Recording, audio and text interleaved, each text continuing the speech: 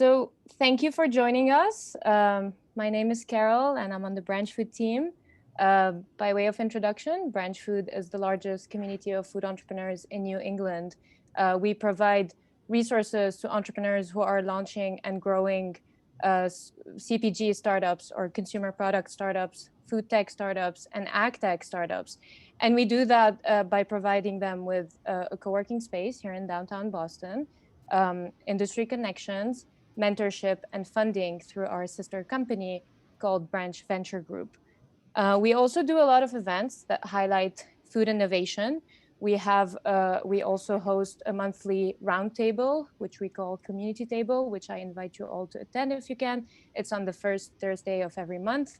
And Jenn Mason is one of our regular attendees, and we learn so much from her every time she tunes into this session.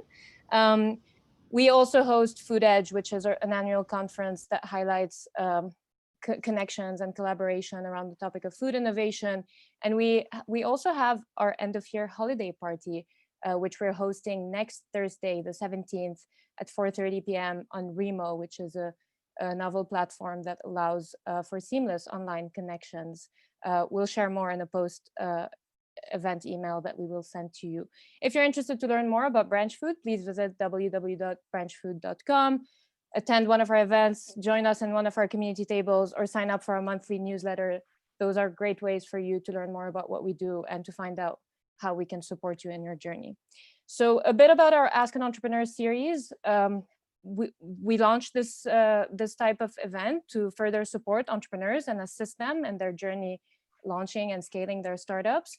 The concept of the session is that we invite a food entrepreneur who has succeeded in their journey, and we have them share a bit about their journey, answer any questions you might have on any aspect of your business. And we really encourage you to take this opportunity to ask questions about decision-making processes, how challenges were dealt with, as well as suggestions for on how to build a consumer brand, formulate your strategy and your brand strategy and your voice, how to do influencer marketing, how to create relationships with CPG makers, subscription boxes, and Kickstarter campaigns. Those are all areas that Jenn has expertise in and that she'd be happy to assist you with. Don't be shy. This is a learning environment. All questions are welcomed. And I will share a bit more about Jenn. So for those of you who are not familiar with Jenn, Jenn is the founder and owner of Curds&Co, a 21st century cheese shop in the heart of Brookline, Massachusetts. She also launched curdbox.com, which is a cheese subscription box, and recently launched the Novel Kitchen by Curds&Co, which is an innovative eatery built for the new normal, where people can enjoy unique experiences and togetherness. So we're thrilled to have you, Jenn. Thank you for your time, and thank you for joining our Ask an Entrepreneur session. Without further ado, I'll just have you take it away and share more about your journey and start answering questions. Excellent. Well, thank you everybody for coming today. I'm sitting by my fireside here. It's the cleanest area of my work from home zone. So Carole has asked me to tell you a little bit about my journey. I have a very interesting journey. It did not start in food. My last food job before this was when I was 16 years old. I was a hostess at a little restaurant, family-owned restaurant in Michigan. So I'm way older than 16 now, so I'm not even gonna tell you how many years ago that was. But I was a working artist and then got into publishing in the art world, was responsible for online education, in-person education, books, magazines. I had a television show. I did streaming or did video production. Was really a storyteller in a lot of different forms.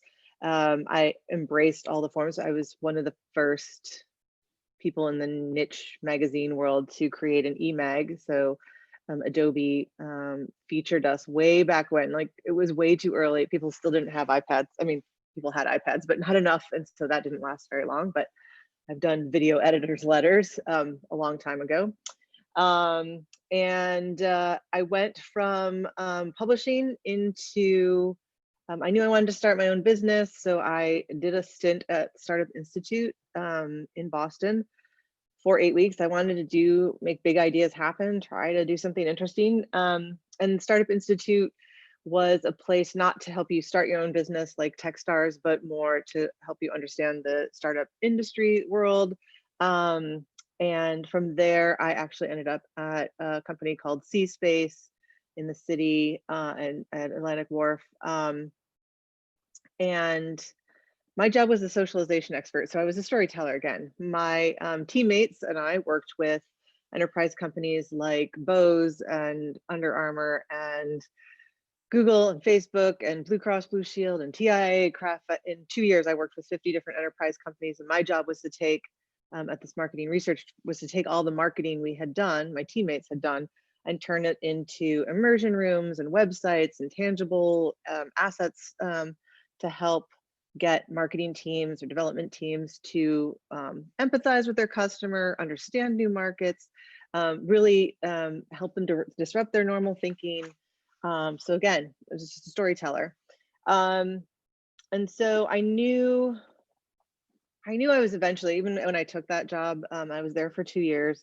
I knew that I was going to start my own business, but I had no idea what it was. But I did know, like, there's a really strange collection of skills. Publishing. I also wrote 6 books. Video production, e-commerce. Like, I had a lot of insight, and I had now worked with 50 different enterprise companies and a lot of their marketing teams, and I learned a lot, and none of that experience points to a direct job search anywhere. So I started looking for an industry where I could take all those skills and disrupt it. I guess similar, the closest thing I can say is if you've ever been part of an acquisition, either the company that's, if you're the company that's acquiring the other companies, you're looking for small businesses that have a lot of potential but don't know it yet. And so I was trying to find an industry that had a lot of potential but didn't know it yet. So I happened upon the cheese world. You know, never had worked a cheese counter in my life before I opened the store. I did a lot of research, but my first day working at a cheese counter was at my store. We always knew Curd Box was going to be part of it. We always knew there'd be more than one store, and we always knew there'd be a school, because it's really, the school is really events and storytelling and experiential. So yeah, that's my very, very weird background. We opened Curds&Co in Brookline Village a little over 3 years ago. It is a fine cheese store and school. The school is not terribly active right now. We are doing some virtual stuff, but we would do up to 9 classes, events a month before COVID. And we also opened a smaller version of Curds&Co at the Boston Public Market last October. We got the keys to our space October 1st, and by October 25th, we had done a full build out, hired all our staff, filled all the booths, and I did that all with a broken foot. I said I would never do that again, but I did it again this fall by opening the Novel Kitchen with the Brookline Booksmith. This is really an experiment for us. They came to us and asked us if we'd be interested in helping them. We are not a restaurant. We do serve food like a restaurant, but we knew we could help them get up and get started. They had big plans before COVID hit. They had worked with restaurant consultants and were a little unsure of what to do with even then, and then COVID hit. So we came in and helped them. Definitely experiential.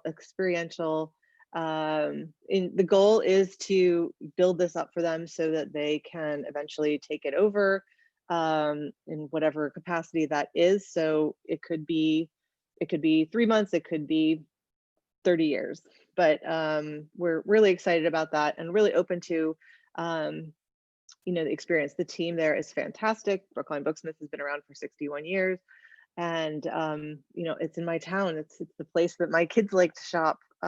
They like the gift selection. I like the books, but so it's super excited to be part of that and to help them get started, and really pretty much got the keys the beginning of October, and we went live mid-November with a full restaurant.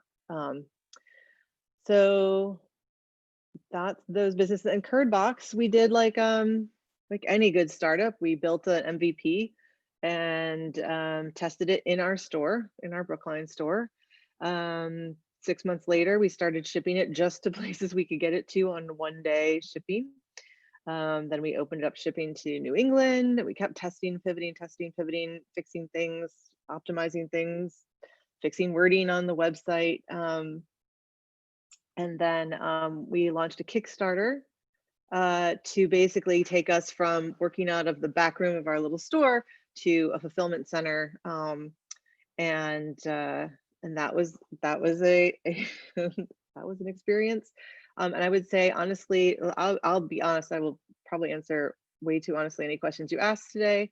Last November, we weren't sure we were going to continue with Curd Box.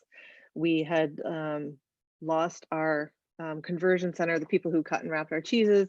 We were just too small at the time. They were great. They were one of my favorite vendors to ever work with, but we really were just killing them. They also cut for like Costco. So it was like clean out the whole cheese cutting place for our 35 slices or 100 slices. And then do like 3,000 for Costco. So we just were having trouble finding that. It felt like we were trying to cure cancer with the difficulty level, and it isn't. It was cutting and wrapping cheese.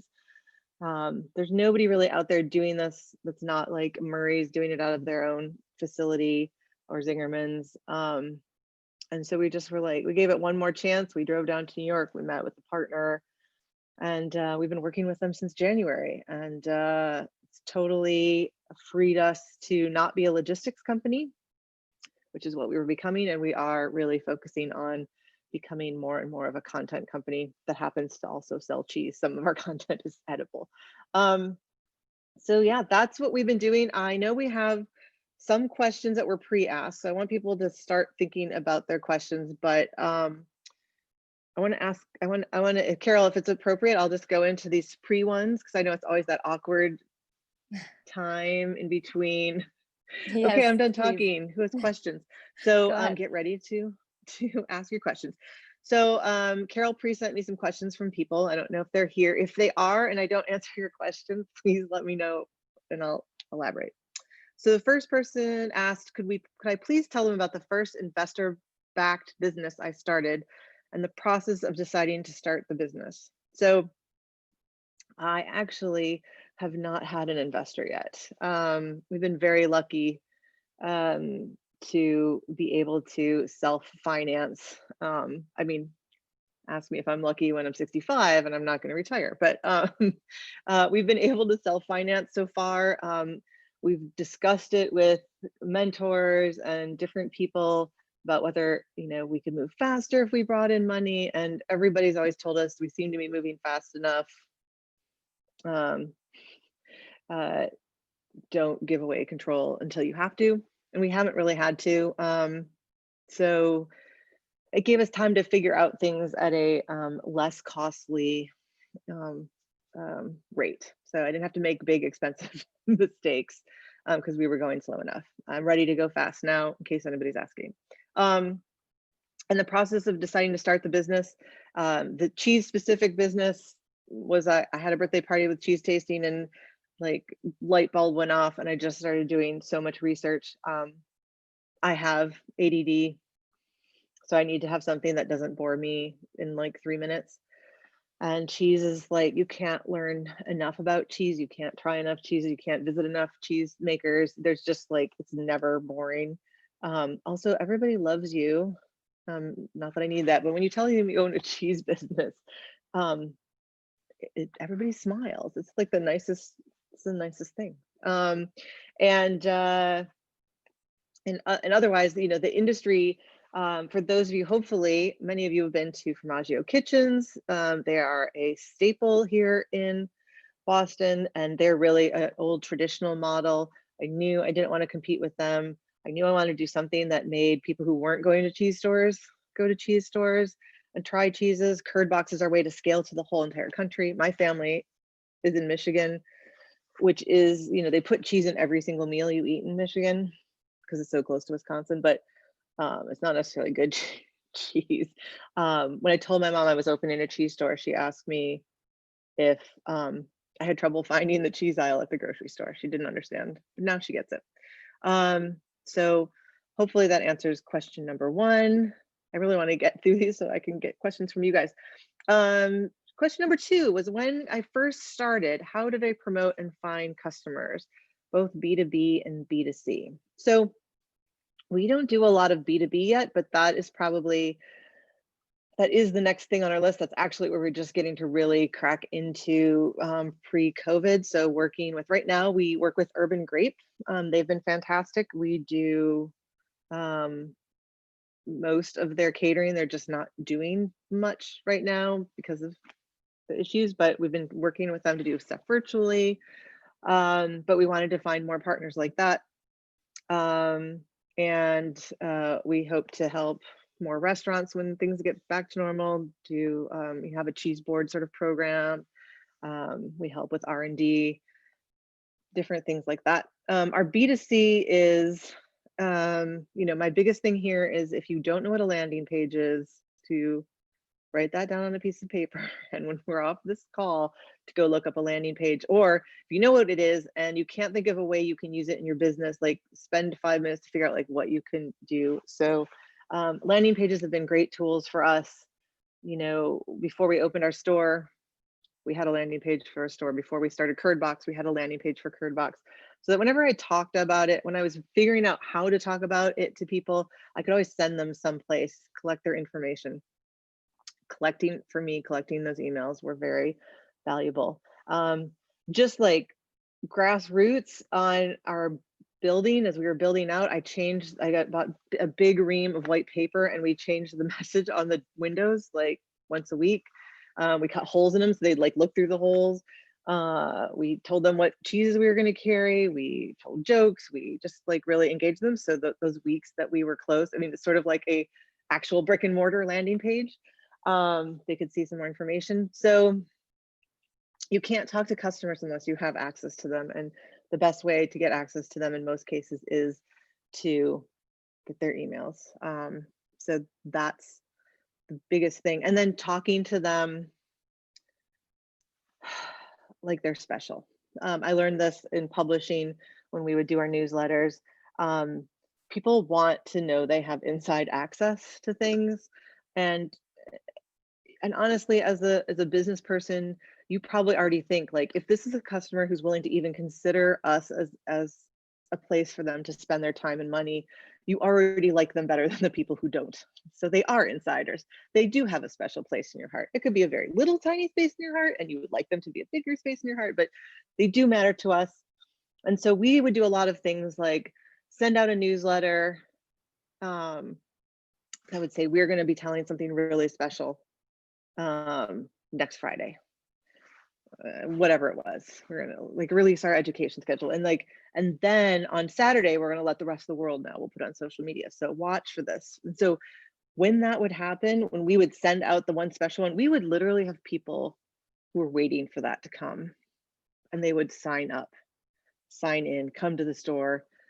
We've had people walking off the street 15 minutes after we've posted something. So letting them know that they're the first to do it has been a really great thing, or that they're getting special access. And quite frankly, I want our regulars to get the deals first. I want to reward them for their loyalty. So sometimes some of it is psychological, some of it is actual, and some of it is just drumming up excitement. So I think that's a really good way to like feed them, nourish them as your customers at the beginning. Okay, can I please talk about the cold chain solutions that you use? I'm going to wait on this one. I want to know if, I'm happy to talk about this, but I would like to know if the person who asked this question is on here, because I want to ask specific things. Cold chain can get boring if nobody actually cares, but if people actually care, I think we'll circle back to that one. And then any tips on carrying out successful subscription campaigns? What about subscription retail for restaurant businesses? Good questions. I don't quite know what the person is asking in the second half of that. So if you're here, please let us know.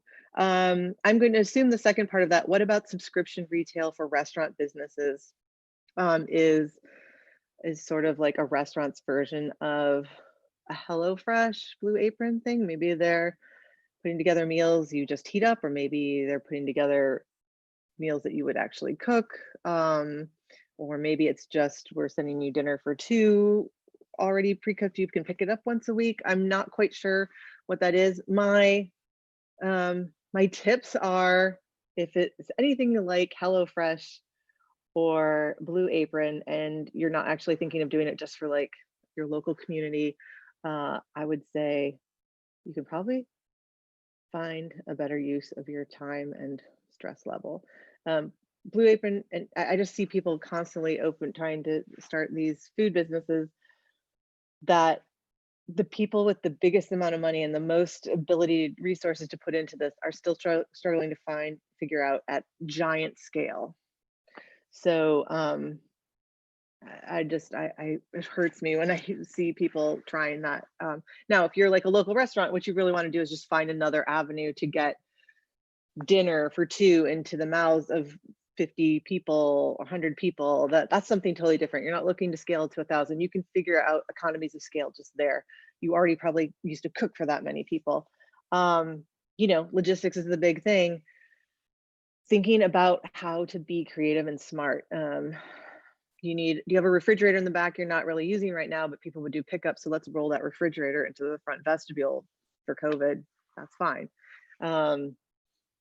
You would like really pretty boxes, but let's put them in bags and stickers on them because they're easier to stick in the fridge or stuff like that. So I think I've seen really interesting things. I think Irene Lee from May has been doing really interesting things with her team. There's a lot of stuff going on here in Boston. I'm not sure if I'm answering that half of the question right, but if somebody wants to elaborate on their question. Tips for carrying out successful subscription campaigns. So this is the last one I'm going to answer here, and then you guys can ask me other questions.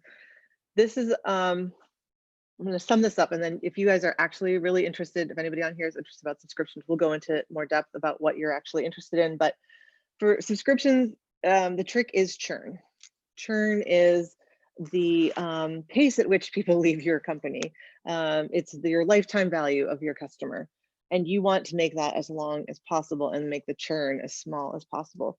The first thing you need to do when you are thinking about considering a subscription business is to really think of what kind of subscription business it is and stick with that, and don't try to be everything, because the thing I've seen people most do is that they go, okay, well, there's the replenishment, so we're going to replenish, and there's that's like Harry's razors. Like, I always need razors, therefore they will always come to me. A value box, Fit Fab Fun, value box. You get $200 worth of stuff for $39.95. Every influencer in the world, has promoted it. Doing that kind of box is really difficult. Doing a box based on free content, so Birchbox. Birchbox would get samples from companies. Essentially, if I was a lipstick company, I could create a little lipstick sample, pay Birchbox to put it in their box. Birchbox would charge people for that, right, to buy the samples that they got for free, and then you could buy more of that lipstick. So I think Birchbox has struggled with that model. Some people do, some people don't. I will say, as somebody creating this, if you do not have a reputation, nobody's going to give you anything for free. I've seen so many small businesses try to do that kind of a subscription box. No business doing it, not food specific, just really thinking, oh, I just need to find people who want to give me stuff for free. And it's a difficult thing, especially when you're small and you need like 3 things for free or 30 things for free. It's really difficult. And unless you had like plans of doing something as big as Birchbox, I would not try to scale that up from 1. And then there's experiential boxes, which is where Curdbox falls in. I mean, you could say that having a steady supply of cheese is a replenishment system. I think some of our customers think that, but we give you 3 cheeses and 3 pairings that all revolve around a theme. So we pick a theme, and that's how we have our fun. That's like my favorite part of my job, is we get to pick out what we're going to put in there. We create a Spotify playlist and a podcast and a pairing card. Talks about all these things, what their flavor profiles are, what wines you could pair with them. We eat through a box with my best friend Julie, who happens to have a PBS television show, so she is great on a mic. And she plays the part of the regular customer asking me the cheese questions. But we're making it like really accessible and fun, and people say it's like their favorite dinner night of the month. My one little plug is in the chat. I think people can see that if you use Ask Jenn, that's for $10 off. We offer 3, 6, and 12-month boxes, as well as a month by month, but that's good for any of the 3-month plus. But it's an experience, and so you have to decide what kind of box you want to be, and then you have to decide how you're going to keep people from unsubscribing. I saw somebody that wanted to do a subscription box of like 3 candles, and the candles were all like this big. I was like, how many candles can you go through in a month? Like, I would unsubscribe after I got my first box. Like, that doesn't make sense. So you have to think about that. So our box, in our case, is all something you could eat in one sitting. We try to do that occasionally. You know, the mustard jar is a little bigger than one sitting, but we also don't let people know what's coming, so they can't unsubscribe because they just don't happen to like one of the items. Because we also think, like, if you don't like blue cheese, we've probably thought about that when we put blue cheese in the box, and probably paired something really cool with it, like a caramel, so that you love the blue cheese and like we blow your mind. So that's kind of the fun in it too. So thinking about all of those things that you can keep churned down. Price, obviously, if it's overpriced, and not even overpriced, but it might be that what you're selling is worth that much, but it's too much, so you might need to offer less, kind of price thing. Making it really easy to use, stuff like that. So churn is the main focus. You've just got to figure out how to keep people from unsubscribing. Okay. Those are all my answers to the questions people previously asked, and hopefully they were interested to the people who showed up. I would love to answer questions. Carole, do you want to pick people or have them raise their hands? How do you want to? To all the participants, feel free to unmute yourself and ask Jenn a question. Alternatively, you can raise your hand and we can ask you to unmute yourself and ask a question. But please feel free to ask away. All right, Daniel, how about you? So I wasn't the one who asked about cold chain, but I do also have a question on that. So mainly right now, my business has just sold our mixes and pizza crust kits, which have actually picked up tremendously with the holidays. I was actually thinking of nixing the product, but it's been scaling, and I'm taking a lot of feedback that people are looking for those types of products. I really want to start offering some finished baked goods and doughs through e-commerce. I have some brownies and some biscuit doughs that we've already vetted and tested with customers, but I'm still trying to figure out a cost-effective cold shipping solution for me to use at small scale, because I don't want to invest in hundreds of packs of all these material if I don't have the proof of concept yet. But I still want to test that concept out with my customers. Yeah, I think that's smart. So I would say there's 2 things you want to keep in mind when you're thinking about costs. One is, you know, if, let's say the box you need to put it in, you know, if you needed 1,000 of them, they'd be 50 cents, but you know, I need 30 of them, they're going to be $2. I think that's an investment in actually testing the right price. So I'd price them for the 50-cent model. This is being very basic.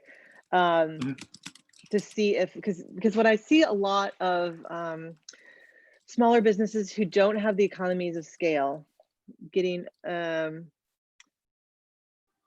pricing themselves out of the market before they even start. They're just too expensive. We work a lot with, for our store, a company called Fair. It's a distributor, a small batch, small pieces, and I can tell at least a quarter of the vendors on there are there because nobody else wants to pick up their stuff yet because they haven't been found, haven't done the work, whatever, but they're great stuff. But they also don't know like what a store owner like myself would sell them at. So they'll say, oh, well, the cost per item is $5 and you can sell it for $6.50. That's not how it works. You don't get to decide what our margin is. We're going to need to sell that at $10. And if nobody's going to buy it for $10, then I'm never going to buy it from you. So going back to the shipping and stuff, if you're committed to getting to that point, I would figure out what the pricing is at that point and know that every time you add another 100 boxes onto your order, you're going to make a little more money for that. But I think it's a better way to do it than to charge more and then slowly cut your price back. There might be people on this call that would disagree with it. Again, this is like $1.50 kind of thing. We're not talking like $100 per thing. You don't want to eat that much. You definitely need to be able to eat the cost, but I think it's a good investment to actually be able to test the market on that particular thing. As far as shipping, it sounds like shipping is what you're really like actual physically shipping B2C kind of thing. Yeah, I've done a lot of research. I've talked to some vendors with different products, and I'm just struggling to, I guess, figure out what's a good option. I mean, for example, I'd make a 9x9 batch of brownies and wrap them up and have them in a mailer and ship them out. But the goal would be getting something that's realistic at scale and could keep items at freezer temperature, so that if you're mailing a baked good, it'll still last for a week when it gets to the customer, if not longer. Excellent. And does any of your stuff, if your stuff starts frozen, does it need to stay frozen? No, anything that would be frozen could still get to being refrigerated temperature, but I wouldn't want to get past that point, like a wet dough. But nothing needs to be frozen the whole time. Okay, so I'm going to point out, I've also put a couple names up in this chat. I'm hoping at some point in everybody's answer, I will be able to point one out. So Eric at ballhausen.com is in the chat. Eric was like employee number 3 for ButcherBox. We hired him over a year ago. He worked with us for a few months to consult. He got us so far so quickly. I talked to him last night and asked if I could give out his information because he was working full time. He's now working part time on like 3 different projects, but he said he's happy to chat with pretty much anybody, and he can either point you in the right direction if it's not something he can really help with, or if it is something he can help with, he'll offer. But this man knows his logistics. So the first thing he did is he brought in the FedEx guy and the UPS guy, and I sat down with them, and thankfully Eric did bring them, so they took me seriously. So, you know, because ButcherBox at that time was at 150,000 boxes a month. I don't even want to do the math on that, but they scaled to that in like 2 years, under 2 years, a year and a half, something like that. So they took us seriously, which was good. But having them in, talking to them in person, not trying to do it over, I mean, I guess now it would be a Zoom, but not just like email to some rando sort of email on Facebook, was very helpful. If you want to do the fulfillment, which means you're going to make it and you're going to ship from your facility, then that's definitely what you want to do. You want to use your FedEx or UPS guy person for your region. But we were immediately able to get our UPS, gosh, now I'm trying to think. So we didn't do frozen. Ours is refrigerated. Frozen that can warm up to refrigerated is a much better place than we were at. We could get like, we had $10 shipping to like half the country, priority 2-day.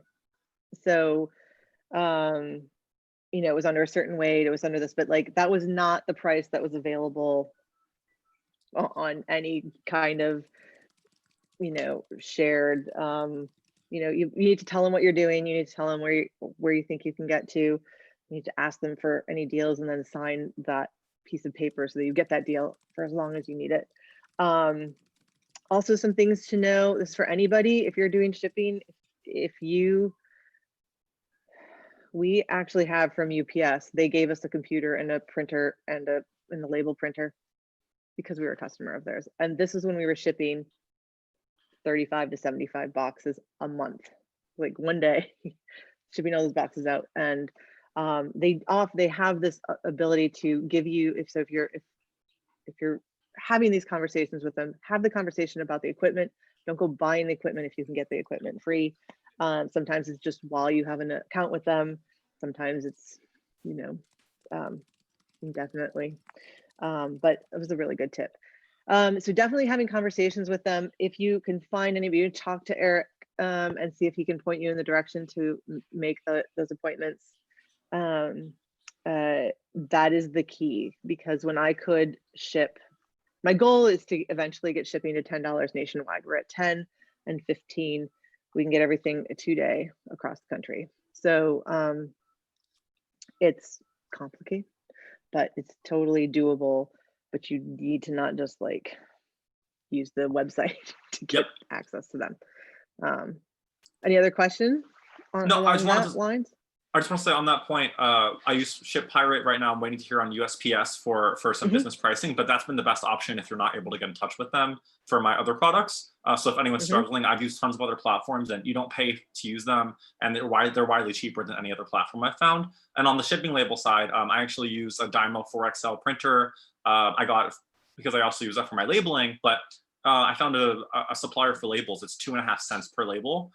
So really, really low cost. If anyone's looking for information on that, I'll put it in the chat here, but really recommend the setup I have for shipping if you don't get it provided from the vendor. Yeah, good point. Excellent. Okay, other questions, other hands?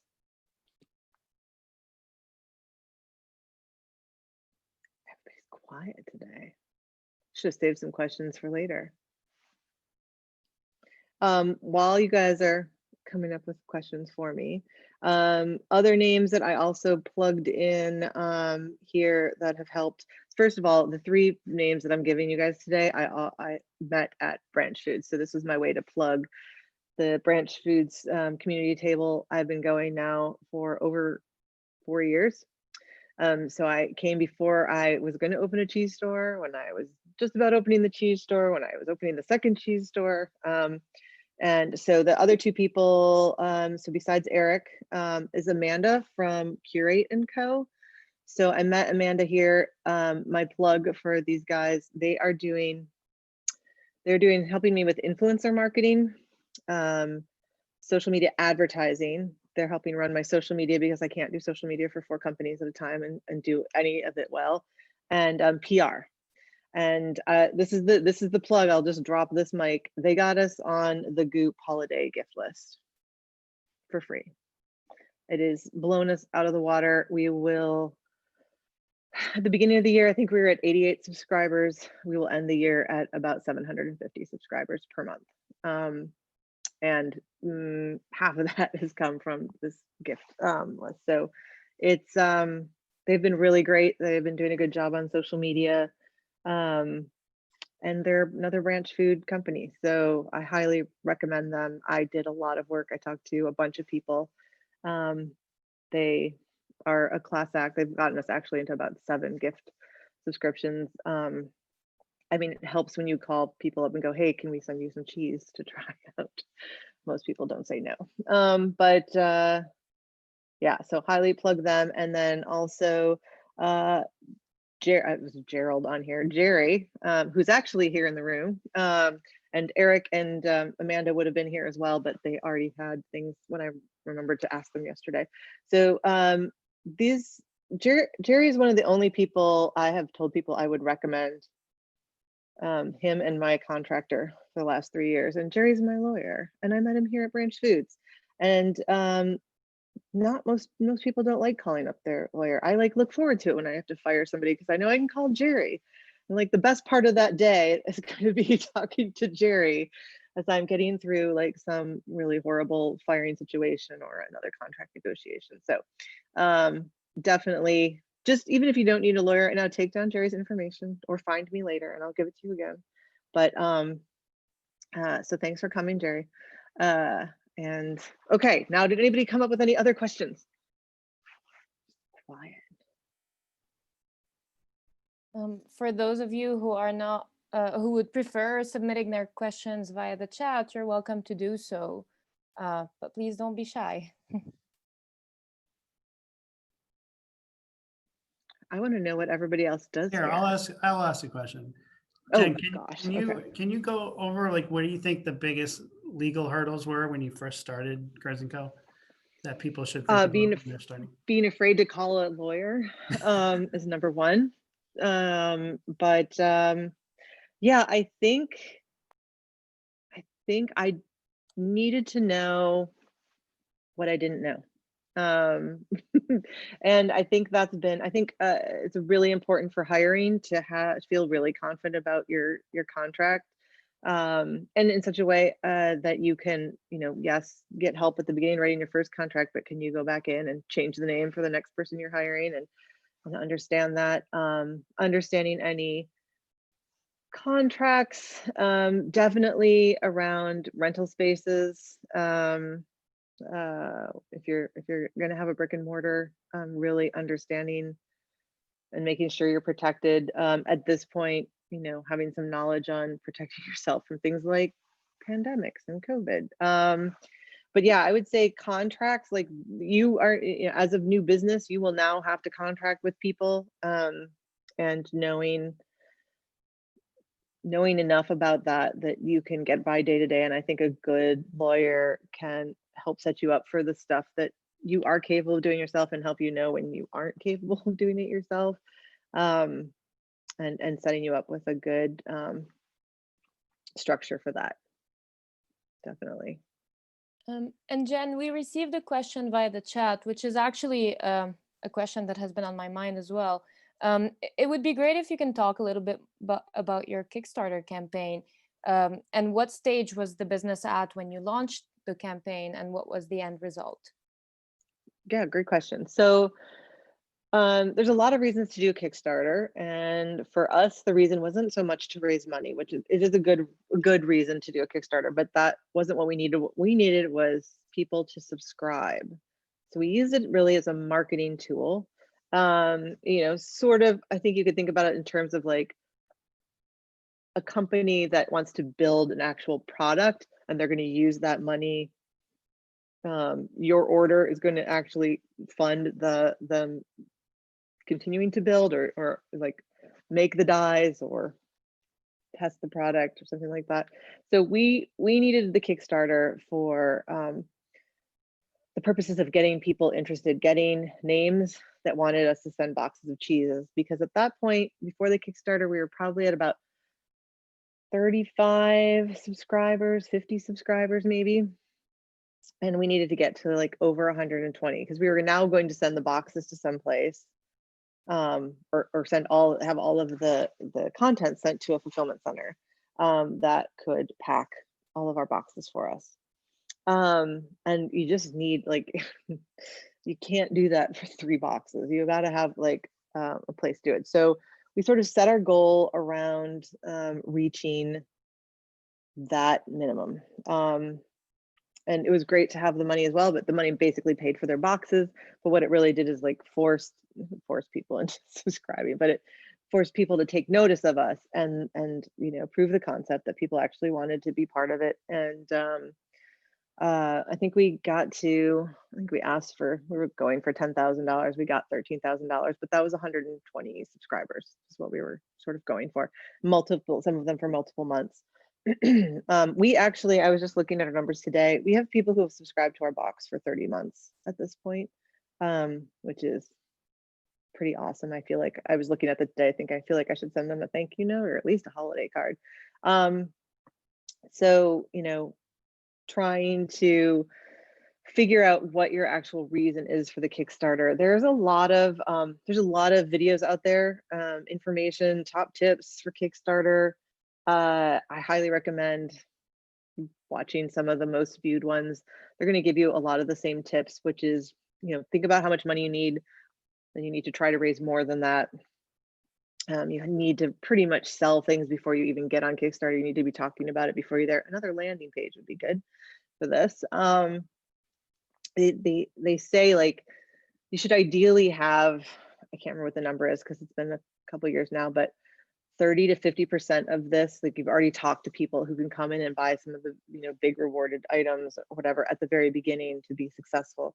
So then everybody goes, oh wow, this is fantastic. Really, you might have just gotten 2 people to fund you, but they took you on funding at a higher level so that you look like a good ship to train to jump on. I don't know what the metaphor is there, but you seem less risky. So that's very useful.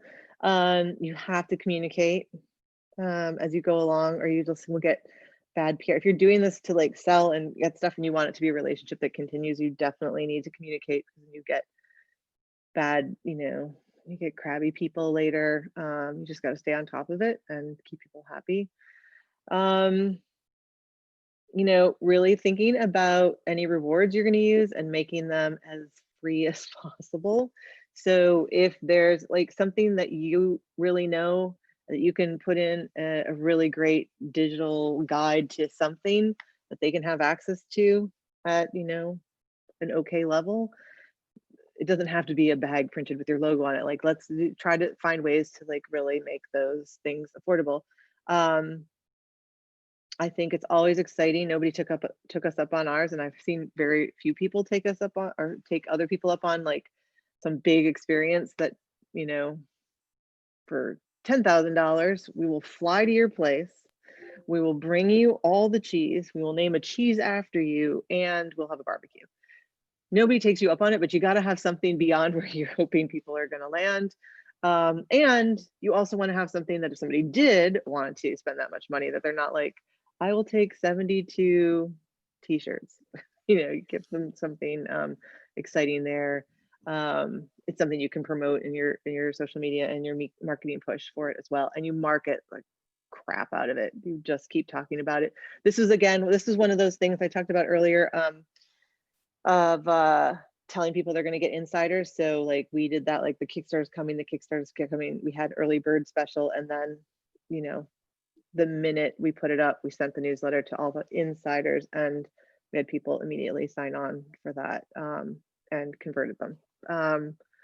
They could have converted any time that day, but we got them excited about it, so that was good.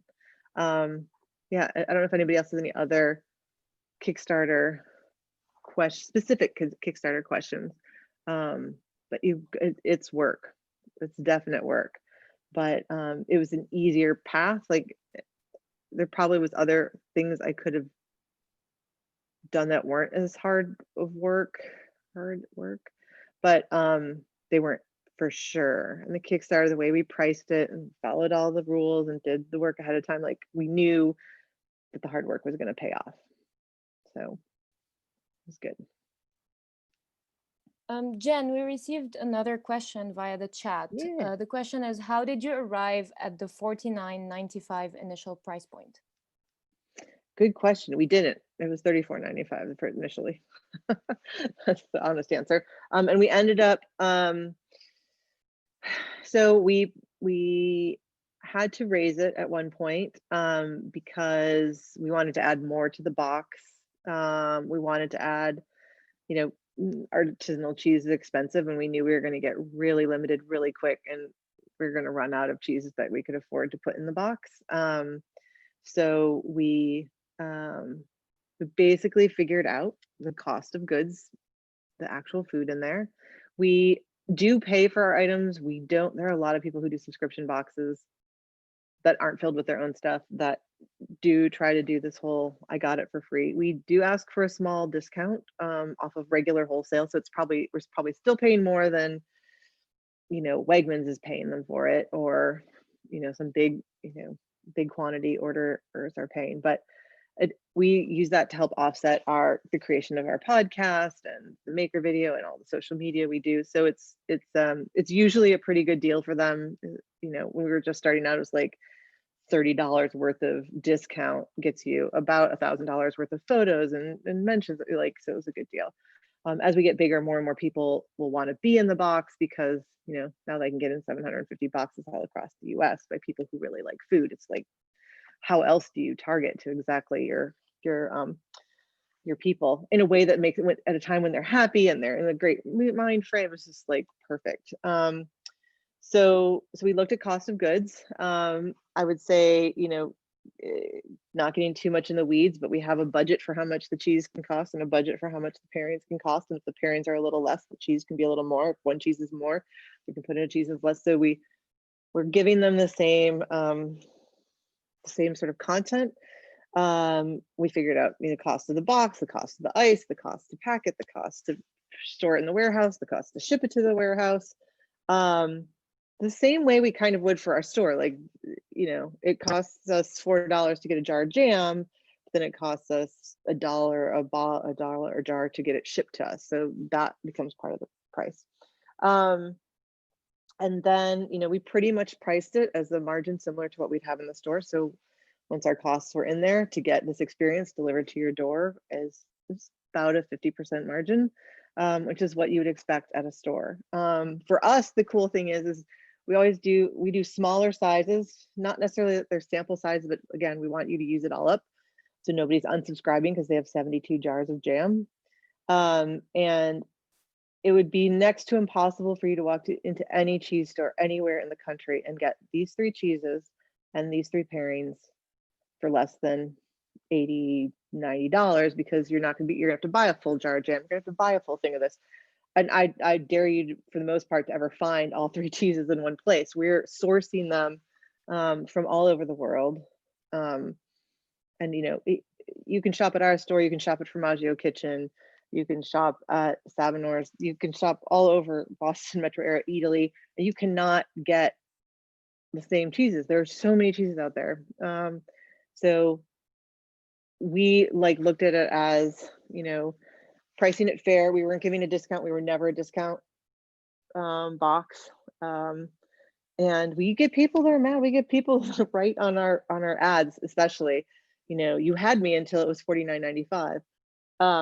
But then, you know, we've seen people who have said well, if this was $19.95 with shipping included, I'd be all in. And I'd be like, well, so would I, but it'd probably be the world's worst cheese, because at $19.95 with priority shipping, I don't know what cheese, there's some slices of Velveeta maybe. So we did figure into the fact that you could not possibly buy this anywhere, really probably in the country, in one stop for that price ever. So there's some convenience of having the story told to you as well. But you know, it isn't cheap. $49.95 isn't cheap, but it's because we're not putting cheap stuff in it. And not but we are, I think, I have to go through and do research again. I haven't done research in the last 6 months, but we are the least expensive cheese and pairing subscription box. And for the most part, it's because we figured out logistics. And we have, you know, our shipping is 15 and under all across the continental US, contiguous US. That's what keeps our prices. We have people who compete with us in the box is $100 and the shipping is 40. And you're like, I don't know why you complain about ours. Just go look at the competition. We really, really, really worked hard to keep that price down, but it is a high price point. Jen, other questions? We received another question via the chat, and it's about storytelling. So storytelling is super important nowadays, and we were wondering if you can provide some resources for entrepreneurs to start using storytelling. I mean, to use as a means to start using storytelling to amplify their sales and marketing strategy, because there is an art to it. It's not something that anyone is used to doing or is proficient in. So any best practices, recommendations, resources are highly welcomed. Yeah, so I think it's a valid thing for pretty much anybody at any level, at any type of business to do, whether you're just selling B2B. You can B2B, you can help the other B to understand how they're going to talk about it to their customer.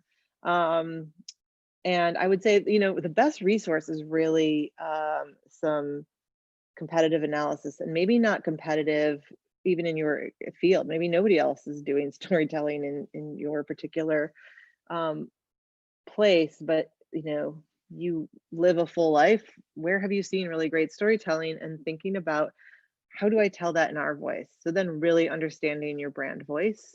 For example, Curds&Co and Curd Box, we are appropriately snarky. We don't do anything offensive, but we are a little sassy, and we are definitely punny. We definitely play on the cheese puns, but that's required in the cheese industry.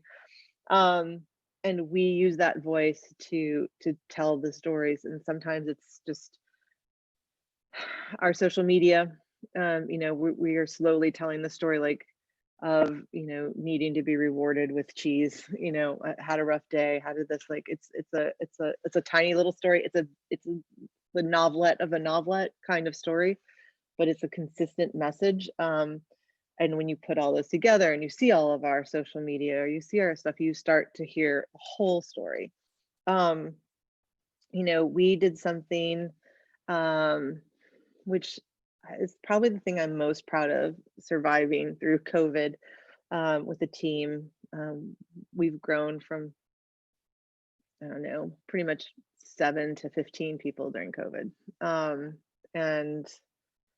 The thing I'm most proud of is we sent out a newsletter. I don't know if you guys can think back to March, which seems sometimes like 2 minutes ago and sometimes like 3 years ago. Everybody was sending out their COVID email.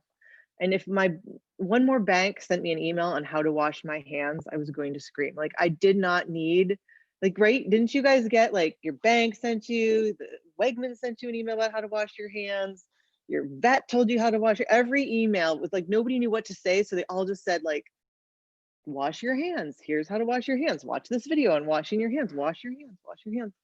I feel like we need to replay a lot of those now, but I did not want to, nobody else needed to know that. There wasn't anything else to do. So I really thought long and hard about what our response was going to be. And I wrote a poem in like Dr. Seuss style about what we were doing for COVID. And so sometimes occasionally people will send like a reply to our newsletter. We have about 35 to 4,000 people on our newsletter list for our store. And occasionally somebody will like, hey, your link didn't work, or hey, this, but I think I got 15 responses to that email that we had made their day, that we made them laugh, that this is the first time they've smiled in 2 weeks. You know, it was probably single-handedly the best email we ever sent. And it's because we were true to our voice. We are a little funny. How are you funny during COVID? You know, you tell something serious in Dr. Seuss rhyme. And we told them, you know, we're going to get through this, so we're going to be here. And, you know, a lot of small businesses were just like, save us, come help us, come help us. And we were like, you know what, we are doing okay because I'm selling food to people. So we can't, like, grocery stores did well during this, but wanted to reassure them that if there are other small businesses that they thought needed their help, that was fine to go help them. We'll be here. We're here if you need us. We'll keep bringing you toilet paper in the cheese store and stuff. So really knowing what your voice needs to be is like the key. And I don't have a lot of resources other than just like look and see who's telling good stories and figure out what that version of storytelling is for your voice. Thank you, Jen. We did receive one last question, but I realized we're at 5:31. Really quick, best practices on influencer marketing and the online world that we currently live in. Yeah, definitely. So influencer marketing. So interestingly enough, we are finding we've really invested in it, and we are finding that it was better when we weren't investing in it, which is we're very surprised. We've been working with Curate&Co. They're just as surprised as we are. Like, we're surprised at how much PR took off, and influencer marketing has been slow for us. Before we started working with anybody officially, we just basically looked for people in our realm who we'd look at their Instagram feed, and if we thought like it wouldn't be out of place to have a cheese box on there, like if it's somebody who's just showing like their wardrobe every single day, that's not the place to put a cheese plate. So we really looked at that. We made sure like they're only being followed by other influencers, because then they're just like people blah blah blah talking to themselves. But we found local people. If you need hyper local, only in Boston. There's lots of Boston eats. There's a bunch of local things here, but it doesn't have to be just local.